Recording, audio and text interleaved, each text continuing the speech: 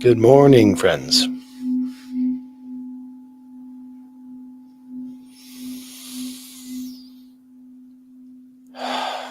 It's good to be here today. I am happy to be able to be with you all.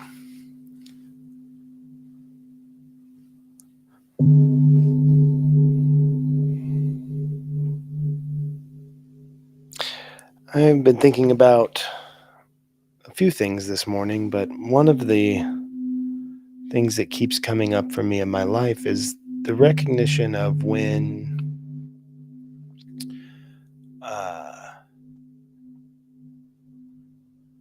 we seem to be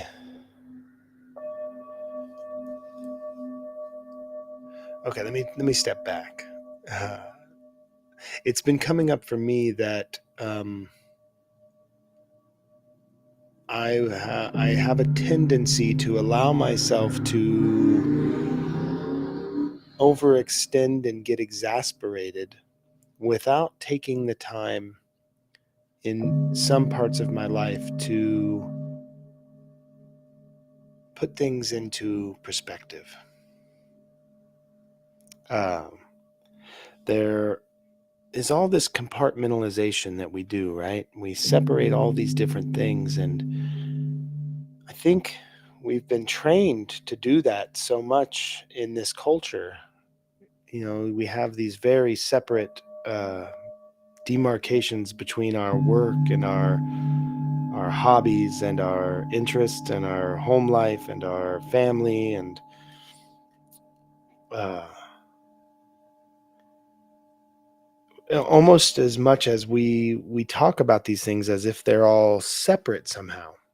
These things are separate, but we forget what the common denominator is in all of this, right? Like, what's there, what's present for all of those things, what's present at my work, that's also present in my home, that's also present in my family life, that's also present in my economic struggles, whatever it is. And it's a really simple answer. It's me. It's me. So as much as I try to live that compartmentalized life of work and home and projects and all these things being separate, there's absolutely no way for them to be. It's not possible. There's not a different me that's experiencing these different things. There's a me with a different costume on, or a me with a different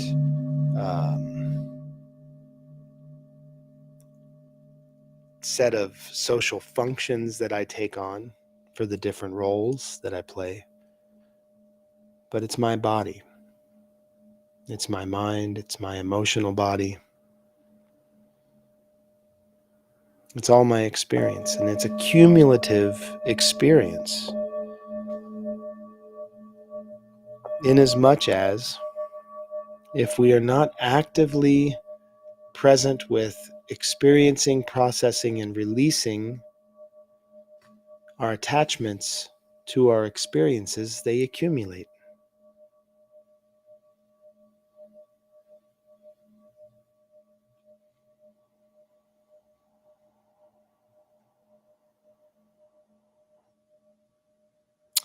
And I do believe that there is a healthy way to do this. I do believe there is the possibility of this sort of being a natural state. I've heard some people refer to this as a flow state. Um, and for those of us who are well rehearsed at attempting the separation, and I say attempting because it's guaranteed to not work the way that we think it should when we try to separate ourselves from our experiences. Um, For those of us that are well rehearsed at doing that, I think small moments, small rituals, small ceremonies, little practices, they can become really helpful. Really helpful.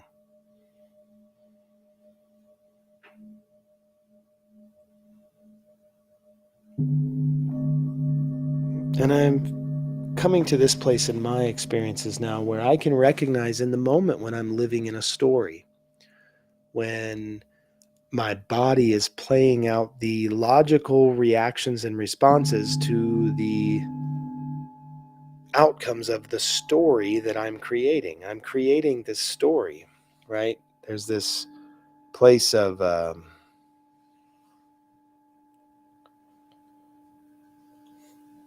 immense imagination, just beautiful. Beautiful level of imagination.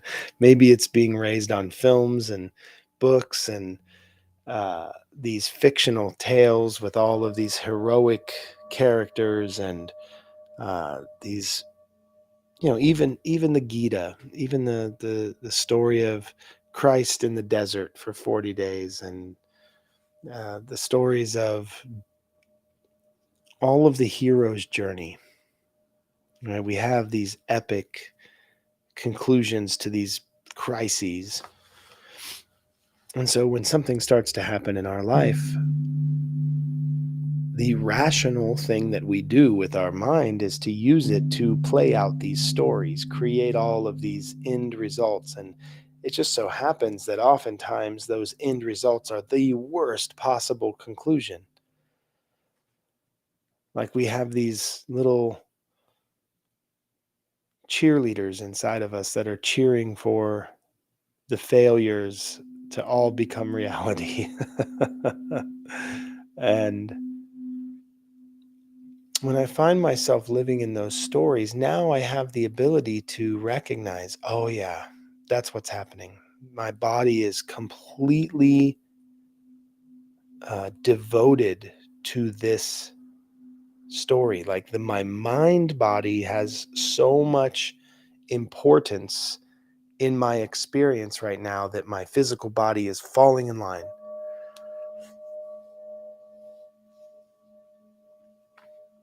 It's almost like, the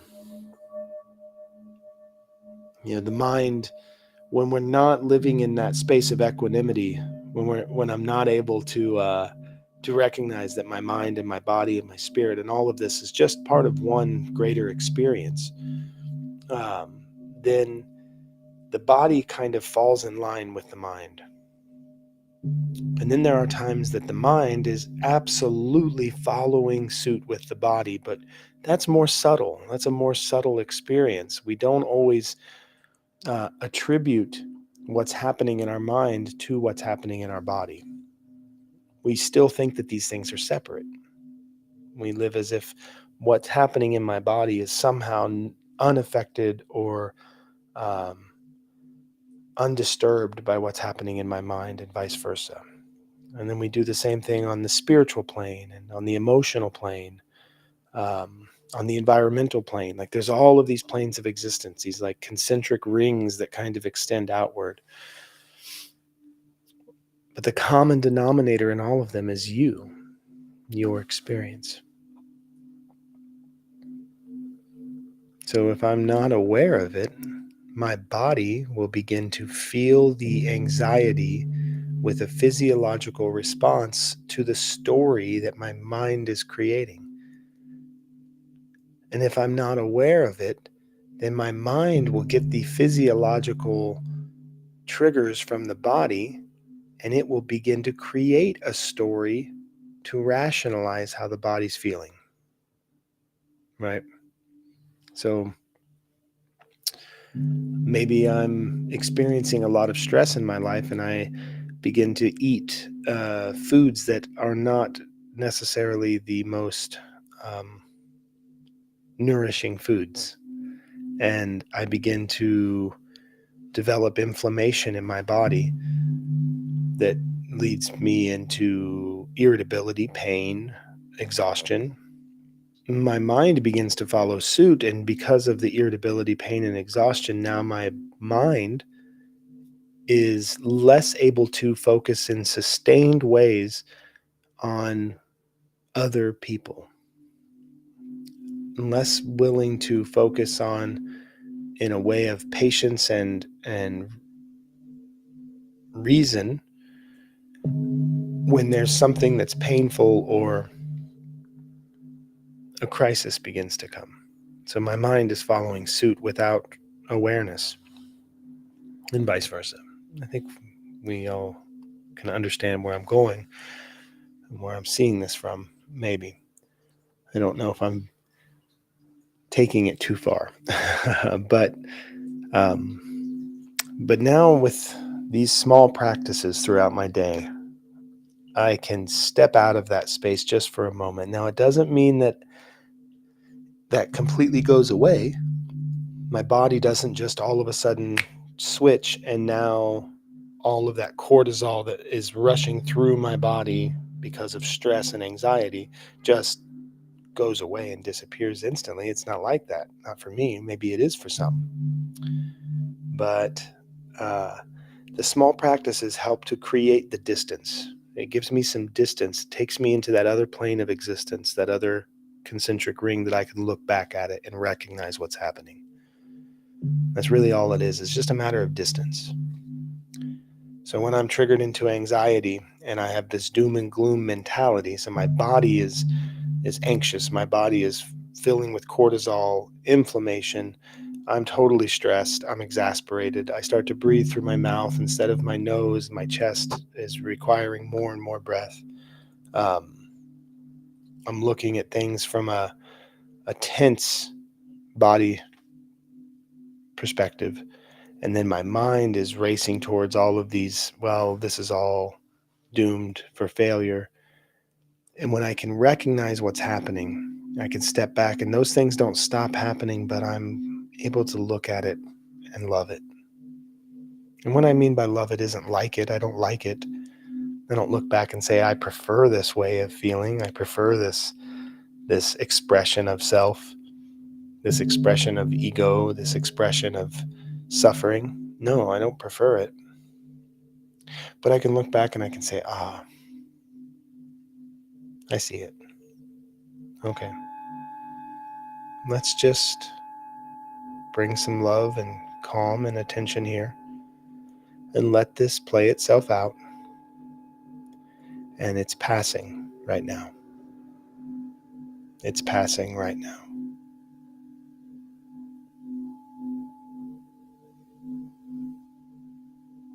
So today, that's what my focus is. To remember that this is passing right now. Whether it's absolute and total contentment, happiness, joy, anxiety, suffering, fear, excitement, whatever the feeling is, whatever the conspiracy of my mind and my body may be in this moment, wherever my emotions are along for the ride or steering the car at this time, whatever it is, wherever those planes of my existence are in that moment, I can take a breath, create some distance, witness what's happening, and love it. Because it's going away. It's changing right now. So let's take a few breaths together before we close off today.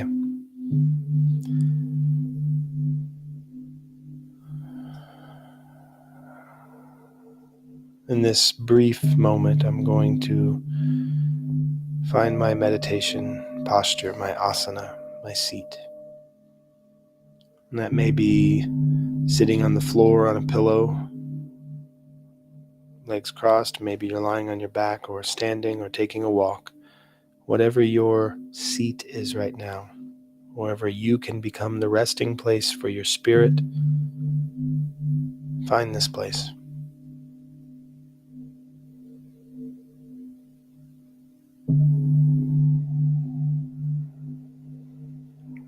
and guide my breath through my nose into my body.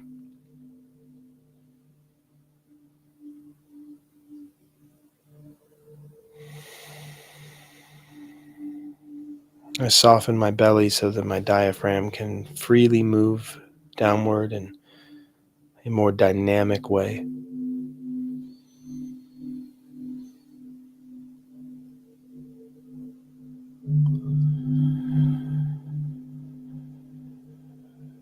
And for just a few breaths, fill the belly, fill the chest. Release the chest. Release the belly.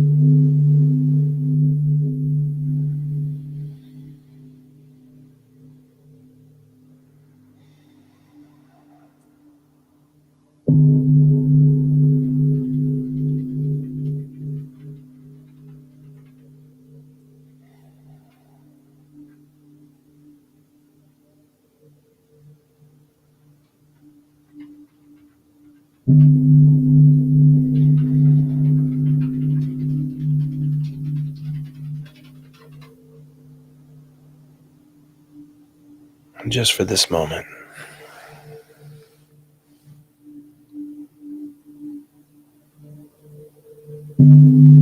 totally relaxed.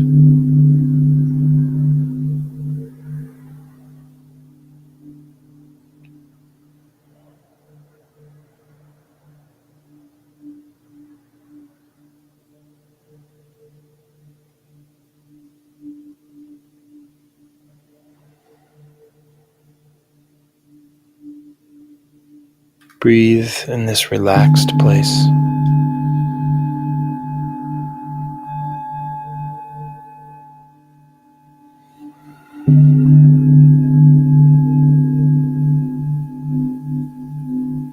Just a few minutes a day can make a big difference.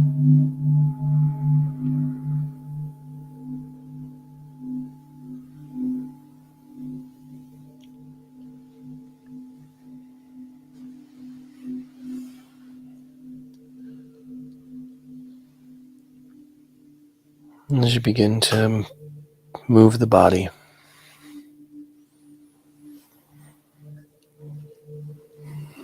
feel the presence of calm with the distance that we've created from any level of crisis that we might be in. And one thing I know about myself is if I'm not in crisis, I certainly will come up with one. I certainly can. Just give me a few minutes and I'll be full-blown panic attack if you'd like.